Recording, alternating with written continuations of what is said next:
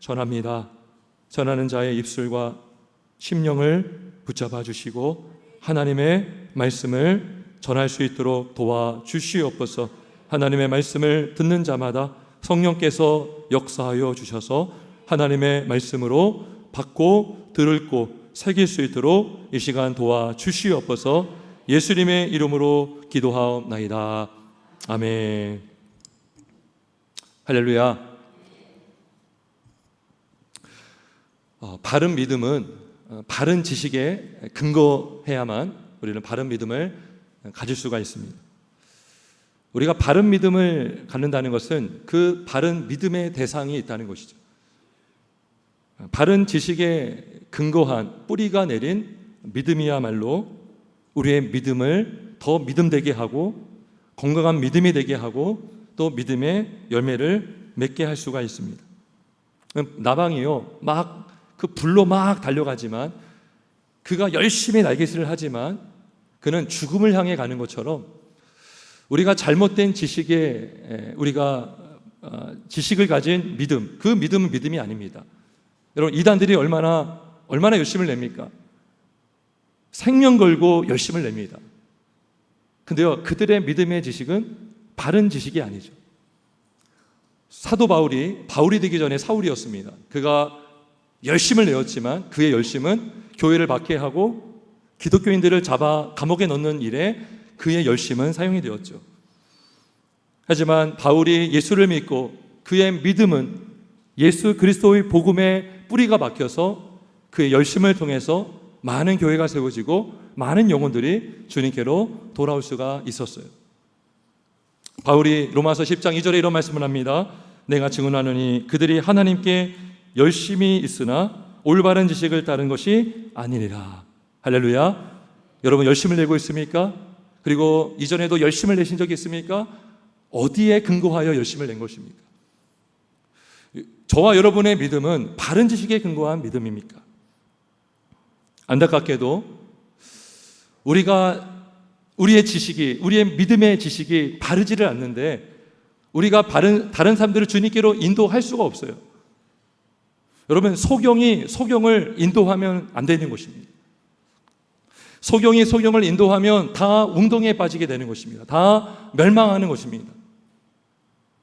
그래서 최소한 말씀을 전하고 예수를 믿는다, 우리가 정말 직분을 가졌다, 우리가 정말 하나님의 자녀다라고 하면 나를 자녀 삼아주신 하나님이 누구신지, 우리가 예수님을 믿는다면 나를 위해 죽으시고 부활하신 예수님이 누구신지 우리가 그 믿음을 가질 때에 우리의 믿음이 바른 믿음이 되고 바른 열매를 맺을 수가 있습니다. 자, 안타깝게도 예수님 당시 때에 성경을 가르치고 율법을 가르쳤다라고 하는 서기관들이 있었어요. 서기관들. 자, 이 서기관들이 놀랍게도 그리스도를 알지를 못합니다. 여러분, 성경이 다 누구를 증거합니까? 예수님을 증거합니다. 성경에서 예수님을 만나야 되고 예수님을 발견해야 되고 예수님을 의지하고 예수님을 예배하기 위해서 우리가 말씀을 읽고 믿음 생활하는 거죠. 근데 서기관들이 그리스도를 알지를 못했습니다. 그래서 예수님께서 지금 사람들에게 이 서기관들의 무지함, 이들의 영적인 무지함, 이들의 성경적인 무지함을 드러내주기 위해서 오늘 예수님이 질문하는 이야기로 시작합니다. 예수님은 많은 질문을 받으셨어요. 사람들의 악의적인 동기로 예수님을 책잡으려고 질문을 받았지만 이번에 예수님께서 반대로 질문을 하십니다. 자, 35절. 어찌하여 서기관들이 그리스도를 다윗의 자손이라 하느냐. 자, 서기관들이 어찌하여 그리스도를 다윗의 자손이라 하느냐. 이거 말 자체는 틀린 말이 아니에요. 예수님은, 그리스도는 다윗의 자손으로 이 땅에 사람으로 오셨어요. 그리스도가 다윗의 자손으로 오신다는 이 말씀, 이 약속은 구약에 여러 번 반복이 되고 강조가 되었습니다. 그런데 예수님께서 이 질문을 하신 이유는 따로 있습니다. 자, 우리 36절 한번 읽어보겠습니다. 시작.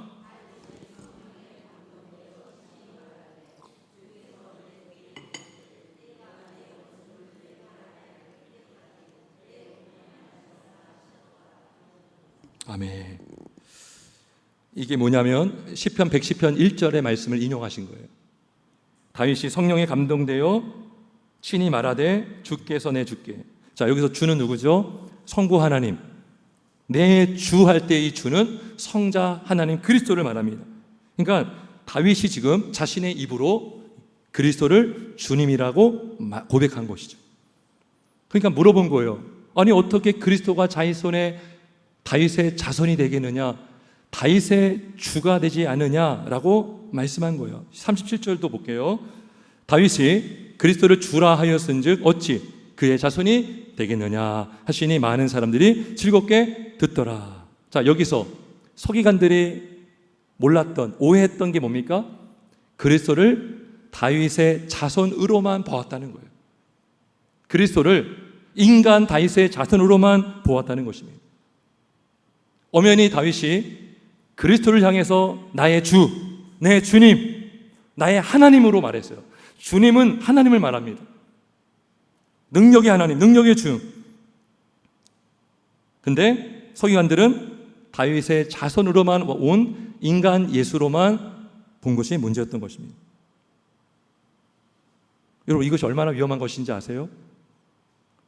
혹시 여러분도 그리스도를 인간으로만 보십니까? 2000년 전에 태어났다가 죽고 그냥 사라져버린 그냥 어떤 선생님으로, 세상 사람들은 예수님을 4대 성인 중에 하나로 봅니다. 이슬람교에서는 예수님을 선지자로만 봐요. 하나님으로 믿지 않습니다. 혹시 여러분도 그렇게만 보십니까? 그러면 우리는 엄청난 잘못된 성경을 믿고 있는 거예요. 여러분, 만약에 그리스도가 인간으로만 이 땅에 오셨다면, 그리스도가 인간뿐이었다면 우리는 구원을 받을 수가 없습니다. 여러분, 사람이 사람을 구원할 수가 없어요. 그리스도가 사람으로 오신 것은 죄인을 구원하기 위해서, 죄인의 죄값을 치르기 위해서 오신 것이죠. 왜요? 인간이 죄를 졌기 때문에. 근데 그리스도가 하나님이신 것은 뭡니까? 그 예수를 믿는 자를 구원할 수 있는 분이 하나님밖에 없잖아요. 따라서 그리스도는 완전한 인간이시면서 완전한 하나님이십니다. 할렐루야. 완전한 하나님이셔요. 그래야만 예수를 믿는 자를 구원할 수가 있는 것입니다. 만약에 예수님께서, 그리스도께서 사람으로만 오셨다면 구원하신다 하더라도 한 사람밖에 구원함을 받지 못해요. 만약에 100명을 구원해야 된다 그러면 100명의 그리스도가 필요한 것입니다. 하지만 그리스도는 한 분밖에 없어요. 죄인의 중보자는 한 분이신 그리스도밖에 없습니다. 그리고 예수님은 이 땅에 한 사람만 구원한 것이 아니라 예수 믿는 자를 다 구원하시기 위해 이 땅에 오셨죠. 마가복음 10장에 말씀하죠. 인자가 온 것은 자기 목숨을 많은 사람들의 대속물로 주려 하기 위해서 오셨다고 그랬어요. 많은 사람의 대속물. 여러분, 다윗이 죽으면요, 다윗은 다른 사람도 구원할 수 없죠. 모세도 구원할 수 없습니다. 아브라함도 다른 사람을 구원할 수 없어요. 다 죄인이기 때문에 그들도 예수님의 보혈의 공로가 필요한 죄인들입니다. 예수님만이 죄가 없는 인간으로 이 땅에 성령으로 잉태되어 오셨고요. 그리고 그분은 인간일 뿐만 아니라 완전한 우리 주님이십니다. 그래서 복음은 뭡니까? 모든 믿는 자들에게 구원을 주시는 하나님의 능력이 되는 것입니다. 우리 그리스도가 주님이기 때문에 예수를 믿는 자를 구원할 수가 있습니다. 그리스도가 주님이기 때문에 죽은 자를 다시 살릴 수 있는 전능하신 하나님이십니다. 여러분, 그리스도는 사람으로 오셨지만 완전한 하나님이심을 믿기를 주 예수의 이름으로 축원합니다. 우리 예수님은요, 창조주입니다. 창조주. 창세기 요한복음 1장 1절에 말씀합니다. 태초에 말씀이 계시니라. 이 말씀이 하나님과 함께 계셨으니 이 말씀은 곧 하나님이시라 그래요. 태초의 말씀, 이게 성자 하나님이죠. 이 말씀은 곧 하나님이라. 성자 하나님이 하나님이라는 거죠. 요한복음 1장 3절에 만물이 그로 말미암아 지은 바 되었으니 지은 것이 하나도 그가 없이는 된 것이 없느니라 라고 했어요. 만물이 예수로 말미암아 말씀을 통해서 다 지은 받았습니다. 우리 예수님이 창조에 참여하셨고 창조하셨어요. 그런데요, 이 세상 특별히 창조의 그 피조물의 주인공이라 할 수 있는 인간이 죄를 졌어요. 아담의 범죄로 이 땅에 죄가 들어왔고 죄의 삭은 사망이 되었습니다. 많은 사람들이 다 죽습니다. 그 죽음의 원인은 아담의 죄로부터 온 것입니다. 그런데 우리가 죽는 것이 한 번밖에 없죠. 한 번만 있는 것이 아니죠. 둘째 사망이 있습니다. 그 죽음은 영원한 지옥 불못에 던져지는, 그것도 부활한 몸으로 던져지는 영원한 사망이 되는 것입니다. 불에 타지도 않아요. 구더기도 죽지 않습니다. 그게 바로 둘째 사망인 것입니다. 이것이 바로 아담의 범죄함으로 모든 인류가 죄인이 되고 죄값은 사망이 되었고, 모든 인간은 잉태될 때부터 죄인으로 잉태가 되고 죄인으로 이 땅에 태어나서 죄를 지으며 살아갈 수밖에 없는, 영원의 지옥에 갈 수밖에 없는 그러한 죄인이 된 것입니다. 그런데 하나님께서 세상을 이처럼 사랑하사 독생자를 주셨으니 이는 그를 믿는 자마다 멸망하지 않고 영생을 얻게 하려 하셨습니다. 때가 참에 우리 예수님께서 요한복음 1장 14절에 말씀이 육신이 되어 우리 가운데 거하심에 우리가 그의 영광을 보니 아버지의 독생자의 영광이요 은혜와 진리가 충만하더라 그랬어요. 말씀이 육신이 됐다는 건 뭐예요? 성자 하나님께서 육신을 입은 인간이 되었었다는 것입니다. 우리 예수님께서 이 땅에 이렇게 인간이 되셔서 우리의 죄를 대신하여 피 흘리시고 십자가에 못 박혀 죽으셨어요. 우리의 모든 죄를 다 사해 주신 줄 믿습니다. 우리의 모든 죄를 씻겨주기 위해서 우리 예수님께서 물과 피를 다 쏟으신 줄 믿습니다. 그리고 예수님은 부활하셨습니다. 할렐루야.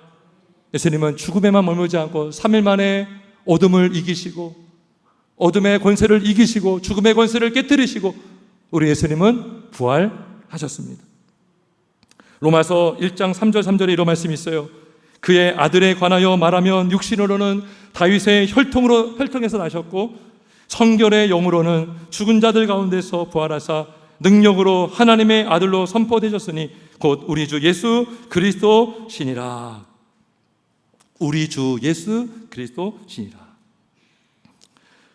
육신으로는 다윗의 혈통에서 나신 다윗의 자손이지만 성결의 영으로는 죽은 자들 가운데서 부활하사 능력으로 하나님의 아들로 선포가 되셨습니다. 여러분, 예수님께서 인간으로만 오셨다면 죽으시고 부활할 수 없었을 것입니다. 하지만 예수님께서, 그리스도께서 인간이시지만 하나님이시기 때문에 자신은 죽었지만 다시 죽음을 이기시고 다시 살아나셨습니다. 다시 부활하셨습니다.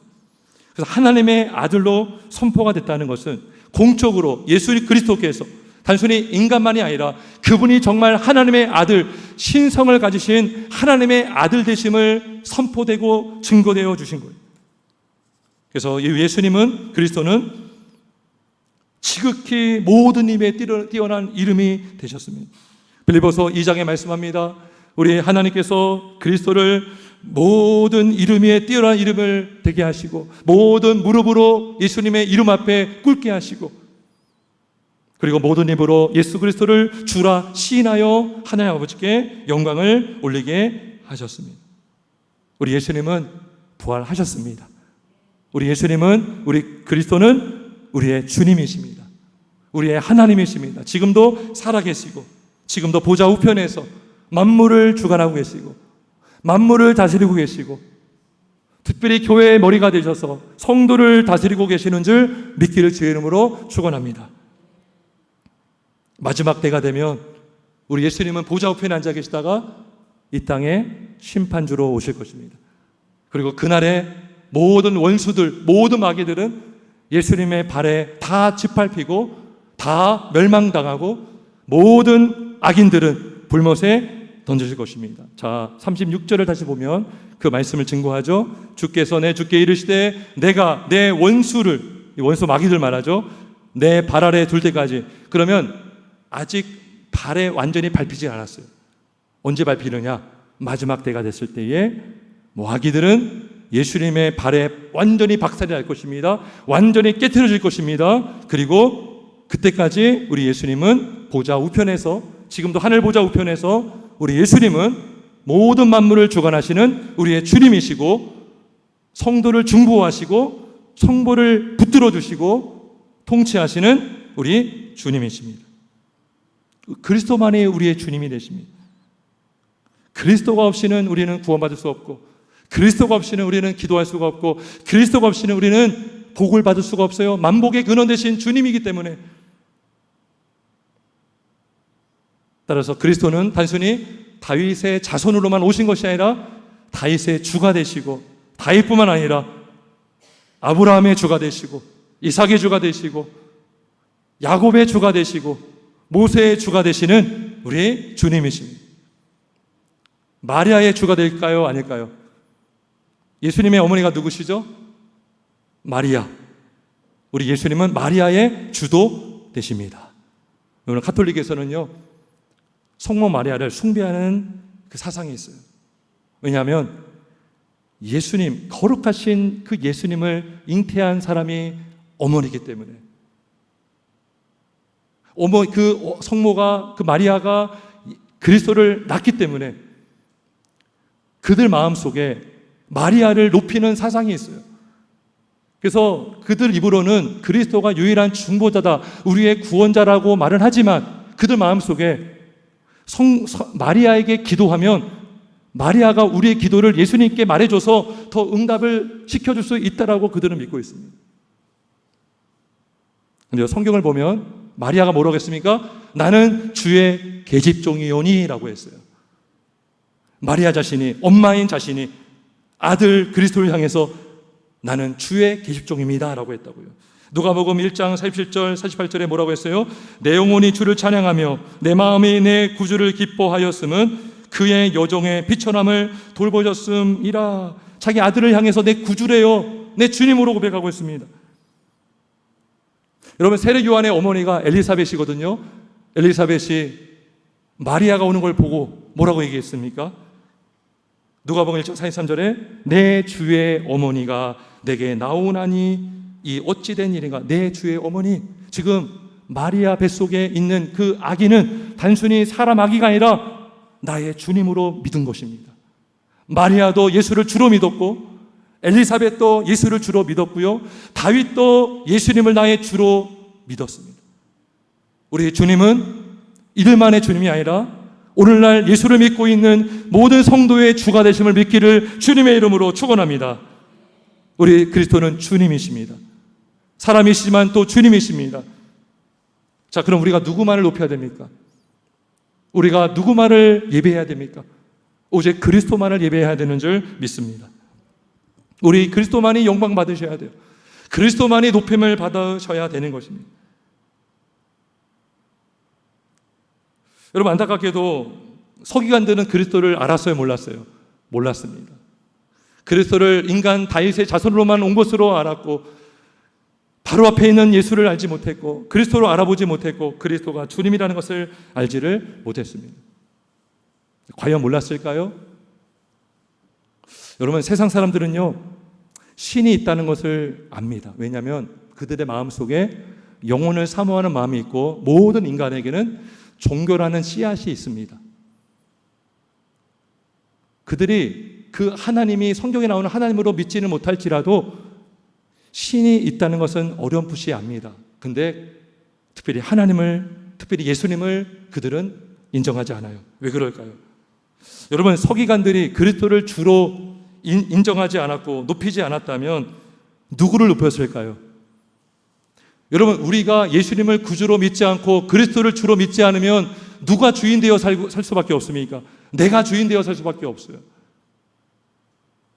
우리가 그리스도를 주로 높이지 않으면 나를 주로 만들어서 내가 사람들의 주가 되어서 사람들의 높임을 받으려고 하는 인생이 될 수밖에 없는 것입니다. 자, 서기관들이 그런 행동을 했거든요. 우리 38절 39절을 보겠습니다. 자, 이들이 어떤 행동을 했습니까? 예수님이 뭐라고 말씀하시죠? 이르시되 긴 옷을 입고 다니는 것과 시장에서 문안받는 것과 회당의 높은 자리와 잔치의 윗자리를 원하는 서기관들을 삼가라 그랬어요. 긴 옷을 입고 다녔습니다. 폼 잡고 다녔다는 거예요. 시장에서 문화를 받는 것, 사람들에게 인사를 받고 존경을 받기를 이들은 원했습니다. 회당의 높은 자리를 앉기를 원했고요, 잔치의 윗자리를 이들은 원했습니다. 딱 보면 어떻게 알 수 있어요? 자기를 높이는 일에 부지런히 애를 썼다는 것을 알 수 있어요. 자기를 높이기 위해서 긴 옷을 입고 윗자리에 앉아서 자기가 주인 행세하려고 했던 것을 우리가 알 수가 있습니다. 사람들의 주가 되었던 것. 여러분 안타깝지 않습니까? 서기관들은 성경을 가르치는 사람들이고 성경을 가르친다면 가장 핵심인 예수님을 전해서 많은 사람들을 죽기로 인도해서 구원을 받게 해야 되는데 그들은 천국문을 닫아버렸어요. 그들은 다 배나 지옥 자식이 되게 만들었어요. 그리고 자신이 주인 행세에서 사람들이 자기를 경배하고 자신을 높이도록 그들은 이런 행동을 한 것입니다.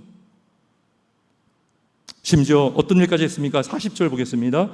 그들은 과부의 가산을 삼키며 외식으로 길게 기도하는 자니 그 받는 판결이 더욱 중하다 그랬습니다. 여러분 과부가 얼마나 가난합니까? 근데 그 과부의 가산을 삼키기 위해서 외식으로 길게 기도했다는 뭡니까? 사람들에게 존경을 받고 그 받는 존경심으로 그 과부의 가산을 지금 삼키려고 했다는 것입니다. 여러분 이것은 무조건 우리가 길게 기도하는 것이 나쁘다라고 말하는 것이 아닙니다. 예수님도 밤이 새도록 산에서 기도하셨습니다. 우리는 기도를 많이 해야 됩니다. 근데 뭐가 문제입니까? 외식하며 기도하는 게 문제라는 것. 기도뿐만이 아니죠. 우리의 모든 생활이요. 외식하는 것은 다 하나님 앞에 심판을 받는다라고 말해요. 어떤 사람은요, 나 외식하는 것처럼 보이기 싫으니까 기도 안 할래 라고 하는 사람이 있어요. 아예 기도 안 하는 사람이 있어요. 그것도 외식입니다. 왠지 아세요?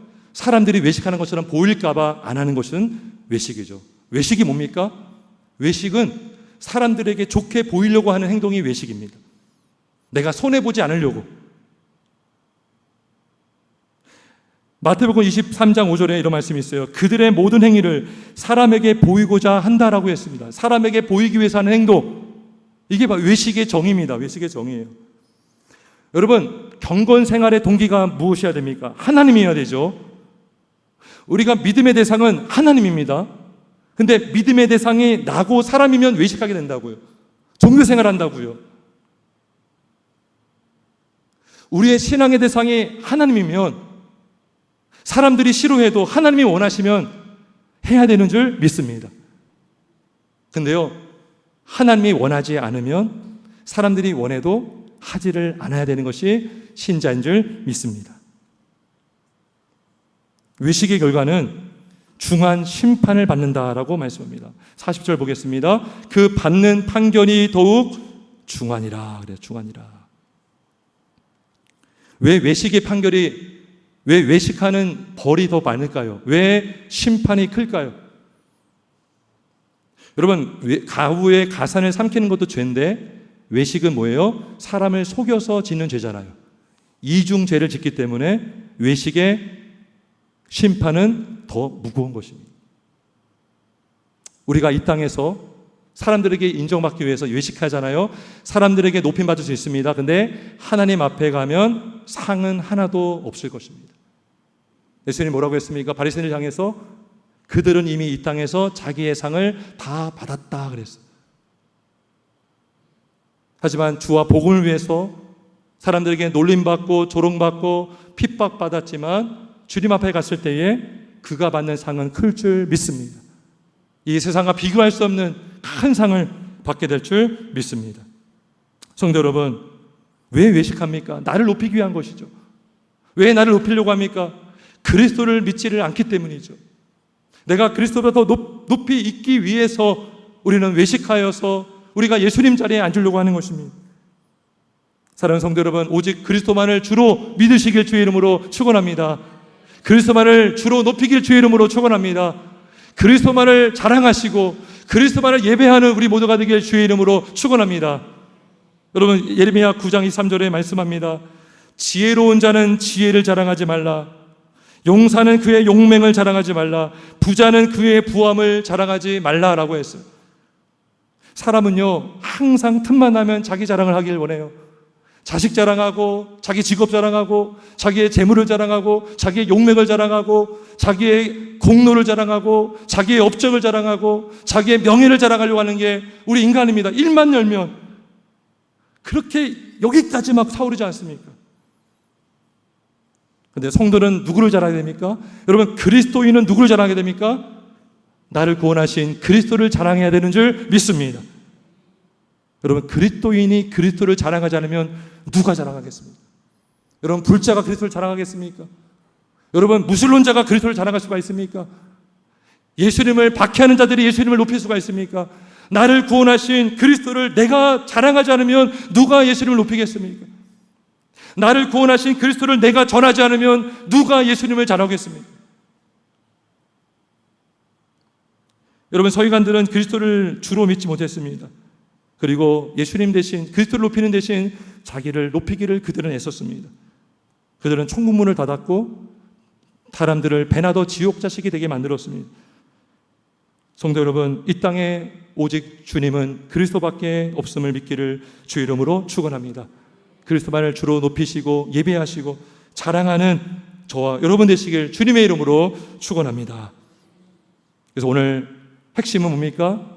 그리스도가 주님이신가? 성경이 그걸 증거하고 있고 그리스도가 부활하셨고 그리고 죽은 자를 살릴 수 있는 하나님이시기 때문에 우리는 주님을 예배하고 높여야 되는 것입니다.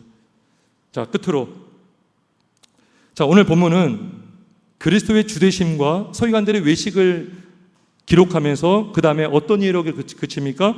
과부의 헌금 이야기로 12장은 마칩니다. 왜 갑자기 헌금 이야기를 할까?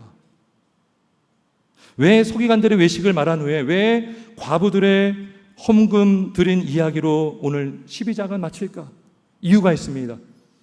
그리스도가 주님이심을 믿는 그 주권신앙과 그 사람이 재물을 대하는 태도는 굉장히 밀접한 관련이 있습니다. 우리가 인생을 살면서 재물을 대하는 태도, 재물을 여기는 그 마음과 그리스도를 주로 믿는 신앙과는 굉장한 밀접한 관련이 있기 때문에 오늘 본문은 과부가 드리는 헌금 이야기로 그 이야기는 오늘 마치고 있습니다. 자, 41절에서 예수님께서 헌금함에 대하여 앉으셨어요. 그리고 무리가 어떻게 헌금함에 대해서 돈 넣는가를 보셨습니다. 자, 근데 여기서 부자는 헌금을 많이 냈어요. 근데 가난한 한 가부는 얼마만 냈습니까? 2렙돈만 냈습니다. 2렙돈. 여기 각주를 보니까 헬라의 동전 원칭이고 고드란트는 로마의 동전의 명칭이라고 되어 있습니다. 2렙돈. 예수님 당시에 한 데나리오는 성인이 일해서 받을 수 있는 품삯입니다. 한 데나리오. 근데 한 고드란트, 한 렙돈은 한 데나리온의 128분의 1에 해당하는 아주 작은 액수입니다. 굉장히 작은 헌금을 지금 헌금함에 드린 것입니다. 이 당시에 성전 안에 여러 헌금함이 있었다고 합니다. 한 13개 정도가 있었대요. 근데 각 종류별로 헌금함이 있었다고 해요. 성전세 내는 헌금함, 구제를 위해 드리는 헌금함, 우리 교회도 보면 교회마다 구제 헌금, 성교 헌금 여러 종류가 있죠. 이 당시 때도 여러 헌금함이 있었습니다. 근데 이 가난한 과부는 지금 자신의 소유 전부를 구제하기 위해서 헌금을 드렸습니다. 예수님은 제자들을 불러서 누가 가장 많이 넣었는가라고 물으시고 묻진 않으셨죠. 뭐라고 말씀하셨습니까? 43절에 이 가난한 과부는 헌금함에 넣는 모든 사람보다 많이 넣었도다. 우리 44절 같이 읽습니다. 시작.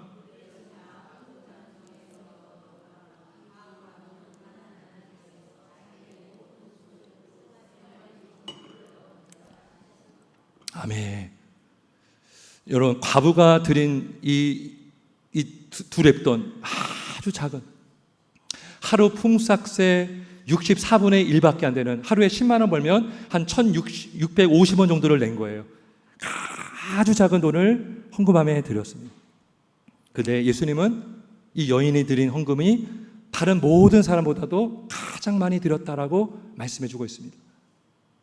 왜 이 말씀하셨을까요?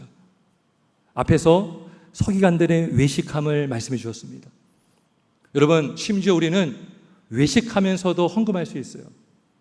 헌금을 드리면서도 외식할 수 있습니다. 부자도 헌금할 수 있죠. 안 하기는 뭐하고 내 잔이 아깝고 하지만 낼 수 있어요. 의무감으로 마지못해서. 근데 과부는 의무감으로 드린 것이 아니고 마지못해 드린 것이 아니라 그는 마음을 다하여 드린 줄 믿습니다. 외식의 문제는 뭡니까? 마음 없이 하는 행동이 외식이에요. 남에게 보이기 위해서. 근데요, 과부는 남에게 보이기 위한 행동이 아니었어요. 왜요? 자신의 생활비 전부를 드렸거든요. 목숨과 관련된 겁니다. 앞으로 당장 먹을 것이 없을 수도 있어요. 하지만 그는 마음을 다하고, 우리가 지난주에 나눴잖아요. 목숨을 다하고 힘을 다하여 우리 이 과부는 헌금을 드린 것입니다. 우리 예수님은 마음을 보시는 줄 믿습니다. 사람은 외모를 보거니와 우리 하나님은 사람의 중심을 보시는 분인 줄 믿습니다. 그래서 이 과부는 물질이 없었지만 그는 그의 모든 소유를 하나님께 드렸습니다. 성도 여러분, 헌금이 무엇입니까? 우리가 왜 헌금을 하는 것입니까? 하나님이 무엇이 부족해서 헌금을 내라고 하신 것이 아닙니다. 우리가 하나님께 드리는 것은 하나님이 뭔가 부족해서 우리가 드리는 것이 아니라, 여러분, 헌금은 어떤 회비가 아닙니다. 이거 오해하시면 안 됩니다. 회비는 운영비로 내는 것이 아닙니다. 여러분, 교회는 친목회가 아니고요. 교회는 어떤 동회가 아닙니다. 교회는 주님의 몸임을 믿기를 주의 이름으로 축원합니다. 우리가 단순히 기부하기 위해서, 교회를 돕기 위해서 드리는 게 헌금이 아니라고요. 헌금은 무엇입니까? 주님이 나의 주님이시다라고 믿는 믿음의 고백으로 드리는 것이 헌금입니다.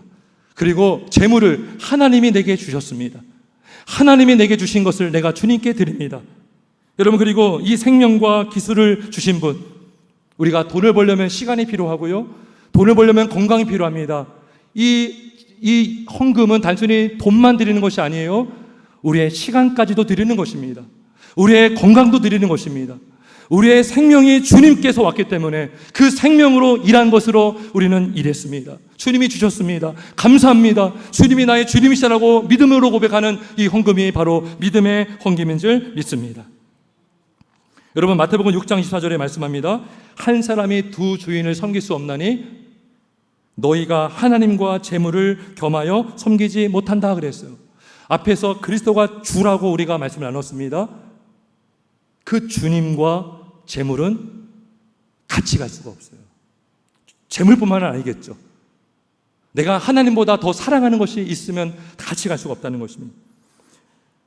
마태복음 6장 11절에 뭐라고 말씀합니까? 내 보물이 있는 곳에, 내 보물이 있는 그곳에는 내 마음도 있다라고 했어요. 여러분, 우리가 하나님을 사랑하는데 마음을 다해 사랑한다고 그랬어요. 마음을 다해 예배한다고 그랬습니다. 뜻을 다하여, 생각을 다하여. 여러분의 생각이 보물에가 있다면 이 시간에 하나님 생각할 수 있어요, 없어요? 예배에 집중할 수 없습니다.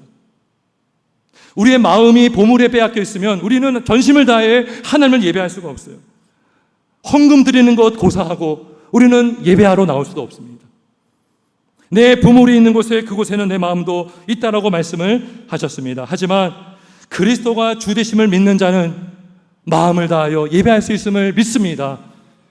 그리스도가 주 되심을 인정하면 주님이 주신 것에 감사하고 주님의 주 되심을 인정하여, 그 주권을 인정하여 우리는 시간과 또 우리의 은사와 우리가 가진 것들을 주님께 기쁨으로 기꺼이 자원하는 마음으로 드릴 수 있음을 믿습니다. 성도 여러분, 말씀을 마치겠습니다.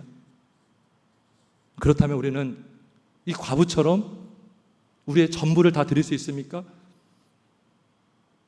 여러분, 그리스도인이라면 이 과부처럼 자신의 모두를 드려야 되는 것입니까?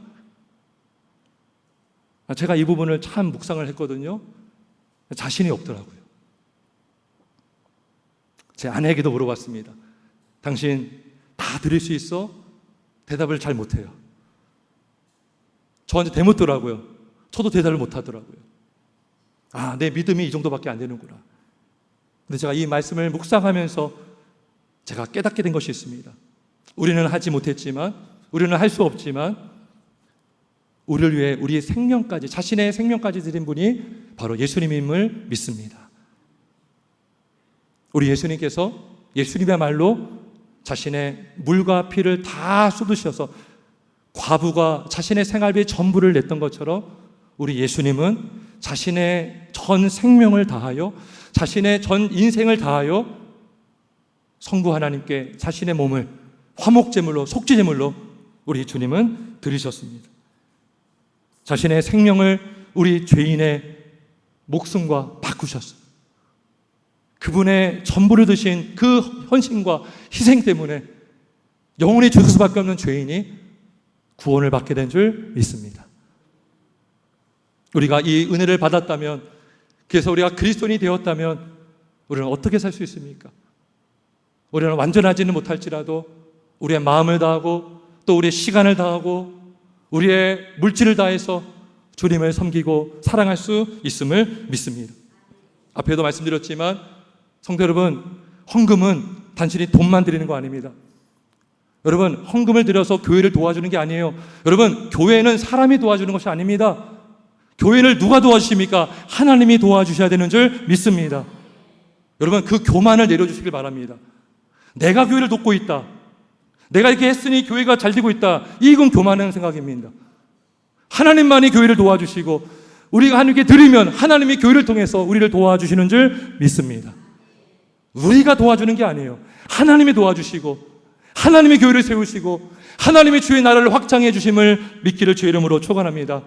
단 우리가 헌금할 때에 돈만 드리는 게 아니라고요. 우리의 건강, 우리의 생명을 드리고 내 몸을 주님께 드립니다. 여러분, 저 워너메이커라는 백화점 왕이 있습니다. 그가 어린 나이 때 예수를 믿었어요. 근데요, 교회에서 헌금바니를 막 돌리는데요, 돈이 없는 거예요. 그 어린 나이에, 그 초등학생이었을 거예요. 근데 그 아이가 어떻게 했냐면 헌금함에 자기 몸을 탁 넣더라고요. 넣었어요. 이게 바로 헌금하는 자의 자세라는 거예요. 단순히 돈만 띡 이것이 아니라 헌금을 드릴 때에 주님, 나도 주님께 드립니다. 실제로 우리가 돈을 벌었어요. 이 돈은 내 시간, 하나님이 주신 시간과 건강과 은사를 가지고 한 것이죠. 우리의 전부를 다해서 일한 거예요. 그래서 그것은 하나님이 주신 것입니다.